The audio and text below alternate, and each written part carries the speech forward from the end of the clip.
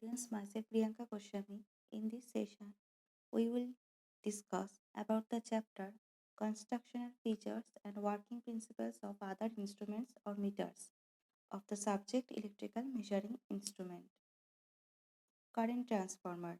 A current transformer is a device that is used for the transformation of current from a higher value into a proportionate current to a lower value.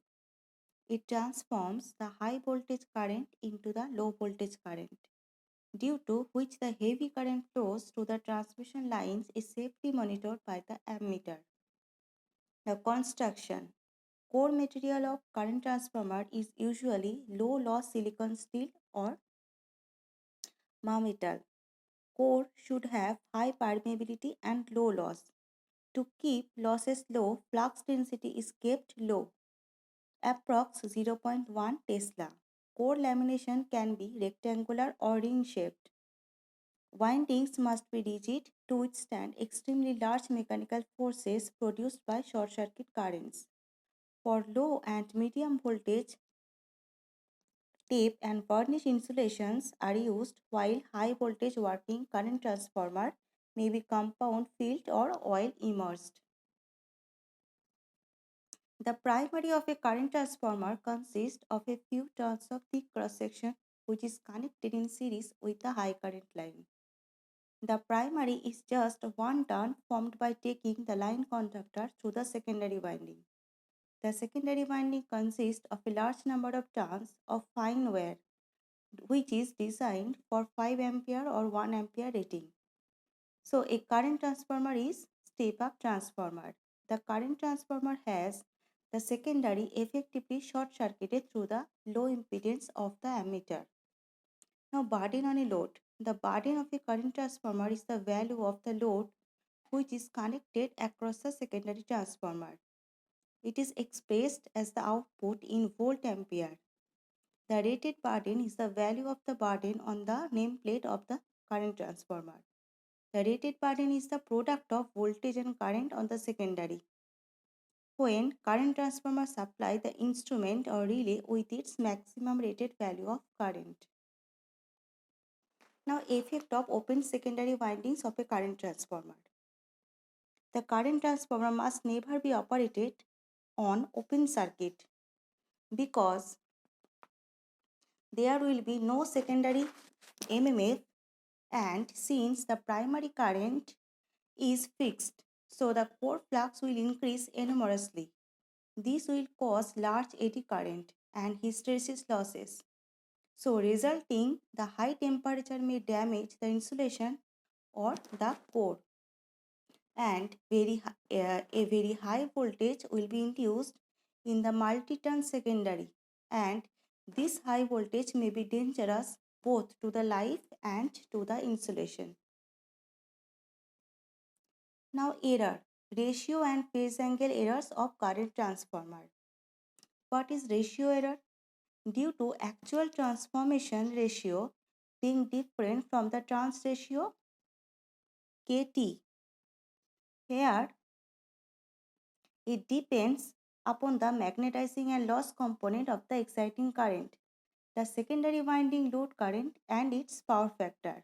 So, the secondary winding current is not constant fraction of the primary winding current, but depends on the mentioned factors. So, ratio error equals to Kt into Is minus Ip by Ip, where Ip is the primary current and Kt is the trans ratio of the secondary current.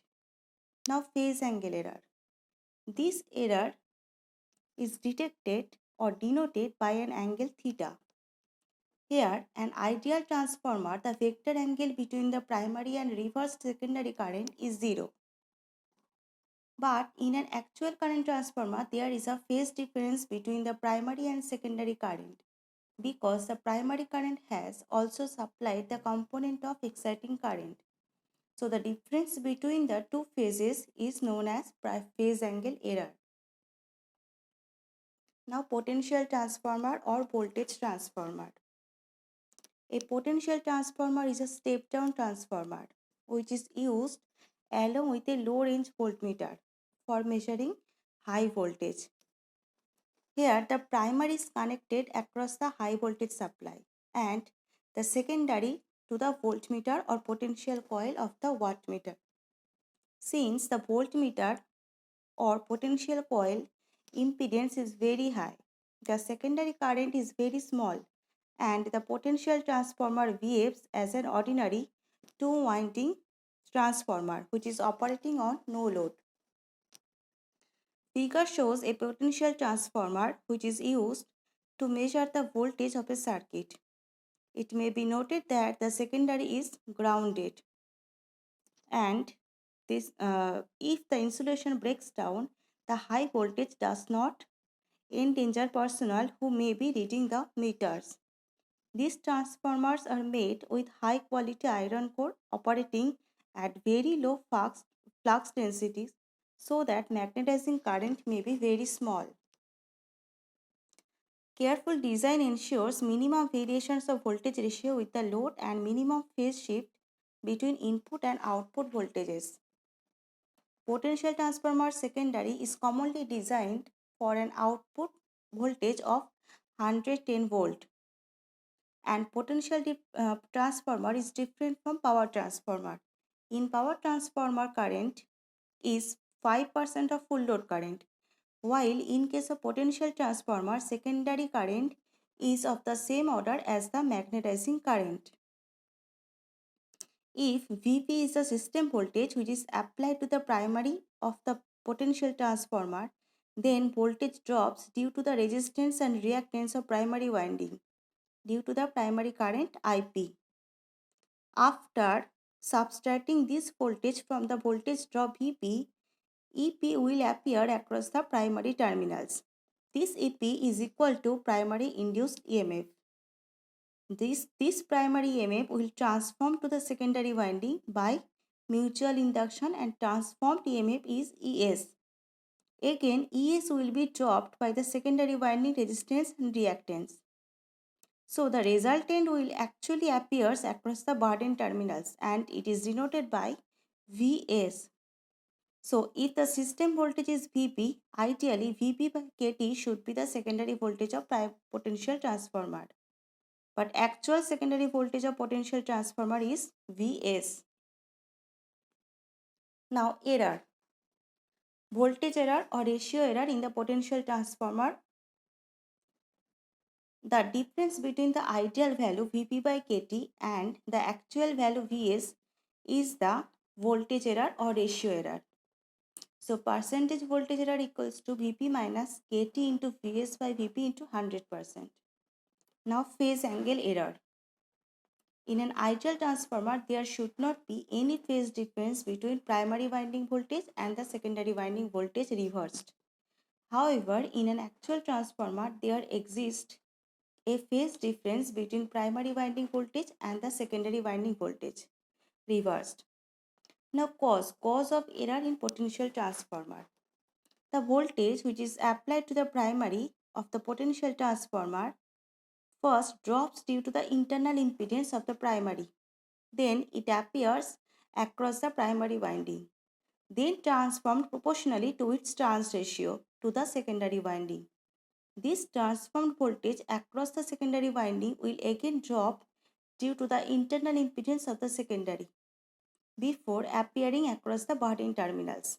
This is the reason of error in potential transformer. Now, what is burden of a potential transformer? The burden is the total external volt ampere load on the secondary at the rated secondary voltage. The rated burden of a potential transformer is a volt ampere burden which must not be exceeded if the transformer is to operate with its rated accuracy. The rated burden is indicated on the nameplate. Now applications. Number 1, it is used for a metering purpose. Number 2, for the protection of the feeders. Number 3, for protecting the impedance of the generators. And number 4, for synchronizing the generators and the feeders. Now power factor meter. So the basic working principle of power factor meter is similar to the dynamometer type wattmeter. When field is produced by moving system, it tries to come in line with the field by the fixed coil.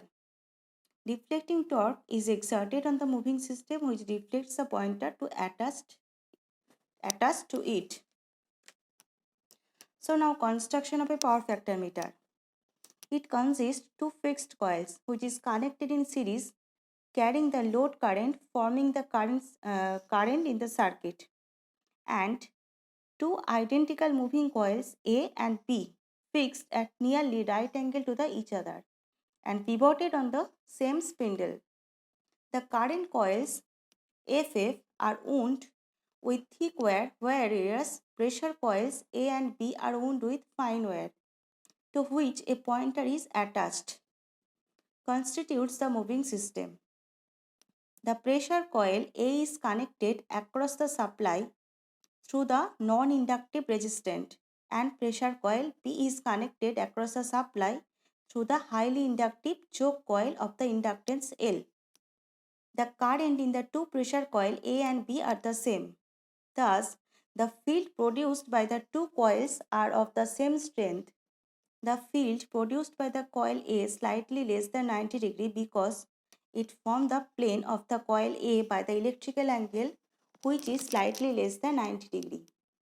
The phase difference between the two current flowing through the coils A and B is 90 degree, and same is the angle between the planes of the coils. Though power factor meter is an indicating instrument, but no controlling torque is provided in this instrument. Now working. Since no controlling torque is provided in this instrument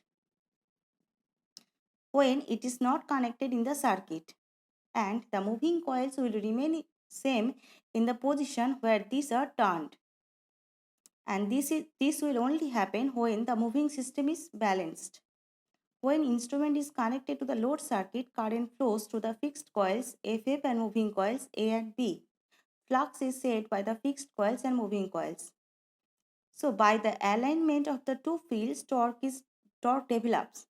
The resultant field produced by the moving coils tries to come in line with the field which is produced by the fixed coils, and torque develops till both of them come in line with each other. There are three extreme conditions in which the instrument is connected in the circuit. First one, when power factor of the circuit is unity. In this case, current is in phase with the circuit voltage.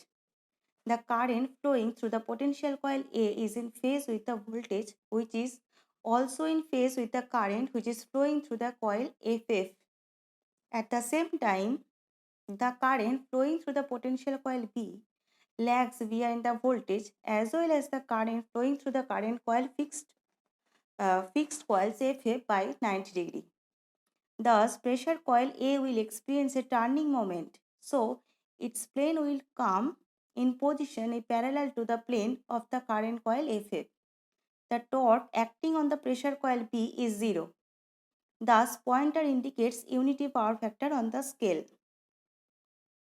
When power factor of the circuit is 0, lagging.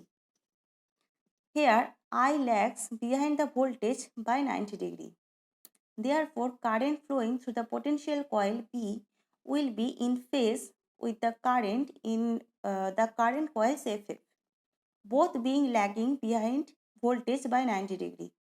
The current flowing through the pressure coil A will lead the current in the current coil FF by 90 degree. Thus, a turning moment acts on the pressure coil B and bring its plane parallel to the plane of the current coil FF, and the pointer indicates 0 power factor lagging.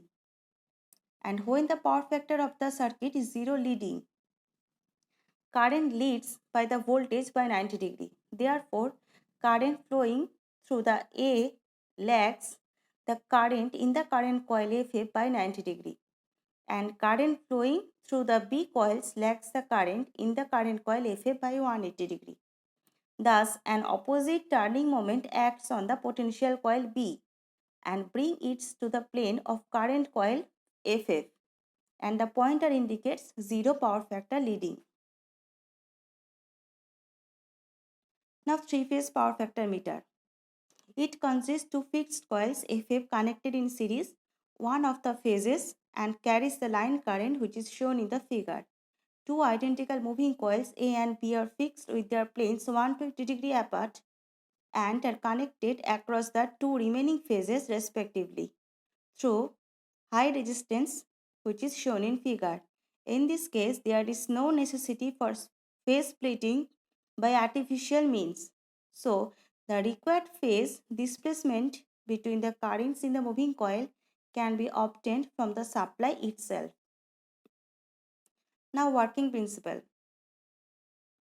When the three-phase power factor meter is connected in the circuit under balanced load, the angle through which the pointer is deflected from the unity power factor position is equal to the phase angle of the circuit because two moving coils are fixed 120 degree apart.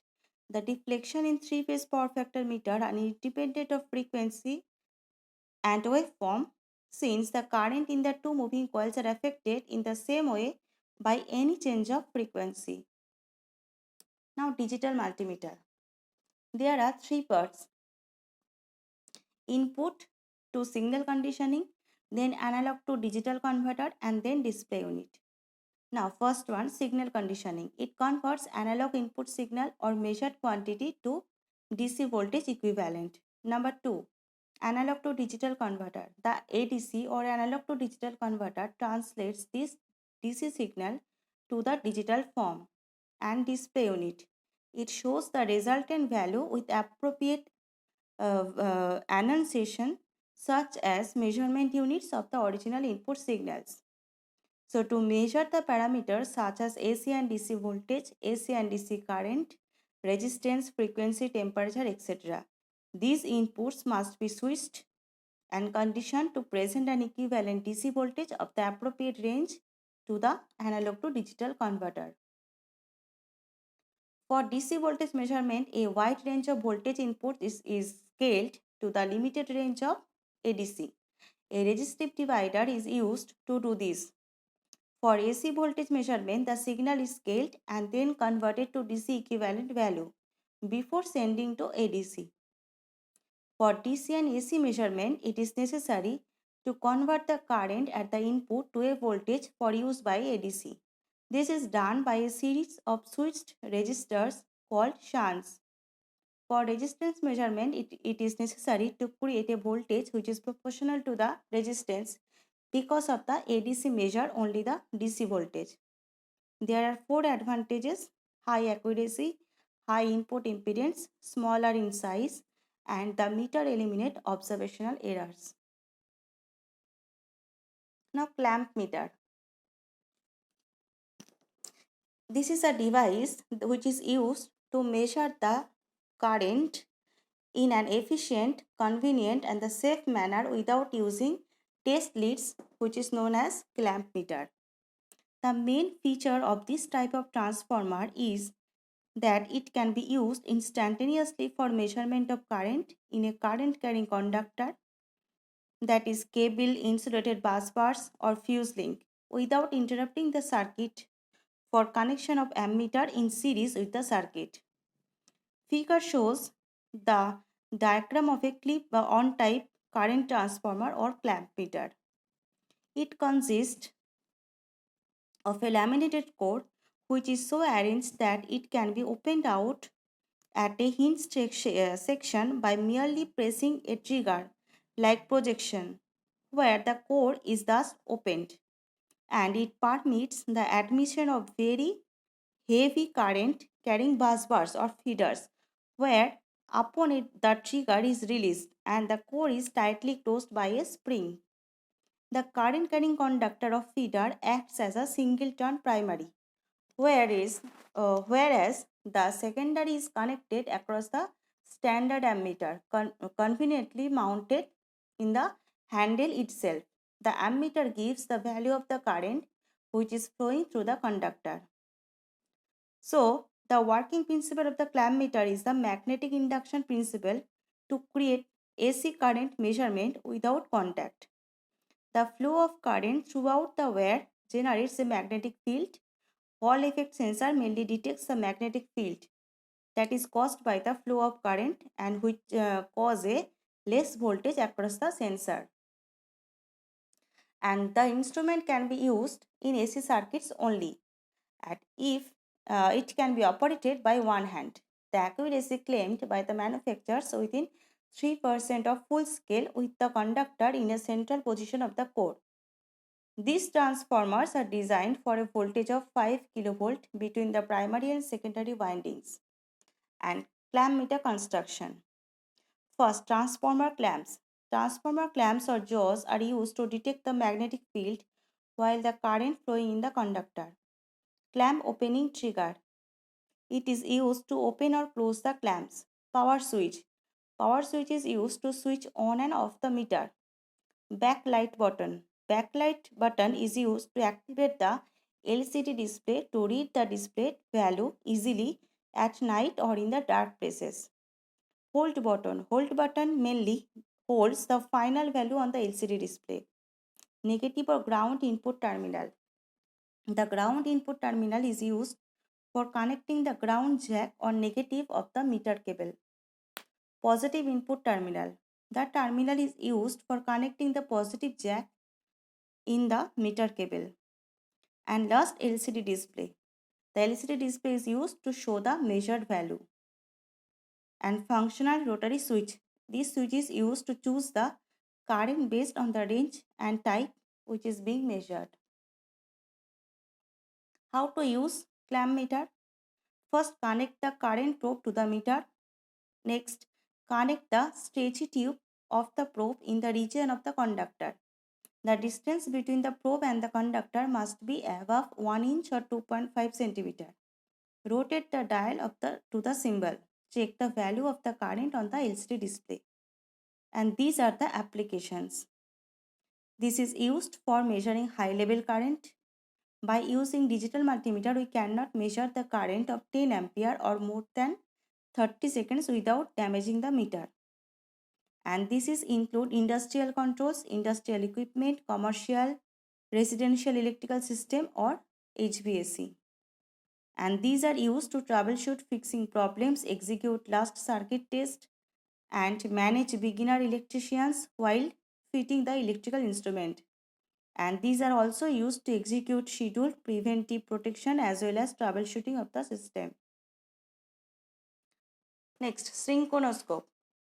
The synchronoscope is a device which shows the correct instant at which the two systems are synchronized. The term synchronized means the machine of equal frequency and voltage are operating parallel to each other.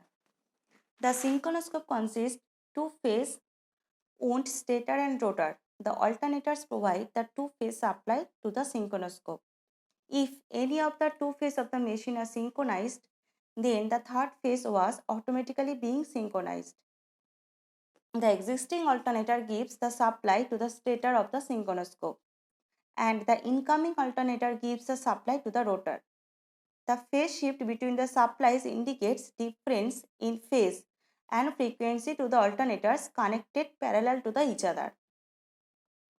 The synchronoscope also indicates the speed of the incoming alternator, and it starts operating when the alternator of the different frequencies are connected to each other. If the frequency of rotor and stator remains same, when the rotor will not rotate or become stationary. So the dial also remains the stationary. When frequency of rotor and stator supply changes, the rotor starts rotating. The dials also starts deflecting. And the speed of the rotor depends on the difference of the supply frequency. If differences are large, the rotor will rotate at high speed. If the differences are less, the speed of the rotor will become less. Here we study the electrodynamometer type synchronoscope. Here static and dynamic are the two main parts. The static part consists three-limb transformer and the lamp. Bus bar excites one of the winding of the transformer, and the other two windings are excited by the incoming machines. Lamp is connected to the central limb of the transformer. The winding of the outer limb of the transformer induces two flux, and the flux of the central limb is the resultant of the outer two limb flux. The resultant flux induces electromotive force or EMF in the central winding of the transformer, and the outer limbs of the transformer are connected in such a way that if incoming machines are in phase with each other, then maximum EMF induced in the central limb winding of the transformer. So the lamp glows brightly. If the voltages of the incoming machines are out of phase to each other, so resultant flux of the central limb of the transformer becomes zero. So the lamp will not glow. If the frequencies of the incoming machines and busbar are not similar to each other, lamp becomes flickered. The frequency of flickering is similar to the difference in frequencies of the two. The synchronization can be done when the brightness is maximum and the flickering becomes less. The electrostatic instrument is used in the system for determining the speed of the incoming machines. Thank you.